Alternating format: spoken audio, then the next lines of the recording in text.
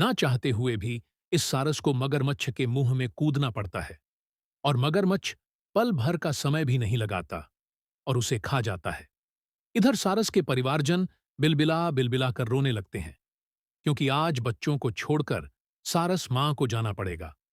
और इस जंगल में एक तोता भी रहता था, जो हर रोज कम से कम 10 सिगरेट पीता था और दारू से भरे पानी में नहाता, क्योंकि बगैर नशा किए उसकी आंख नहीं खुलती थी। इधर सारस का बच्चा मदद के लिए हाथी के पास जाकर अपनी सारी घटना कह सुनाता है, लेकिन जंगल का इतना बड़ा हाथी उस मगरमच्छ के बारे में सुनकर कांपने लगता है और बेहोश होकर जमीन पर गिर जाता है। अब सारस का बच्चा उदास होकर रोते हुए वापस आ रहा था। तभी वह शराबी तोता उसको रोक लेता है। अब सारस का बच्चा अपने रोने का पूरा कारण तोता को बता देता है।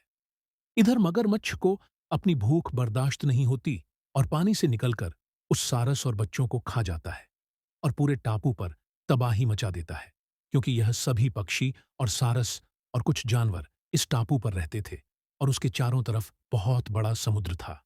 इसलिए यहां से निकलने में असमर्थ थे। केवल एक यही मगरमच्छ पूरे टापू के चारों तरफ रहता था। तोता इतने सारे जानवरों की जान बचाने के लिए उड़कर गांव जाता है और सरदार कुत्ते की दुकान से वीआईपी चुराकर अपने पूरे शरीर पर वीआईपी बांध लेता है। अब तोता उस मगरमच्छ के पास खड़ा हो जाता है, जो हर समय पक्षी और जानवरों को खाने के लिए तैयार रहता था।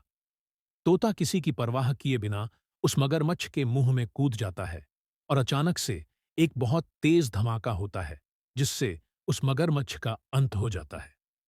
दोस्तों, तोता के इस बलिदान के लिए आपने लाइक, सब्सक्राइब, कमेंट नहीं किया,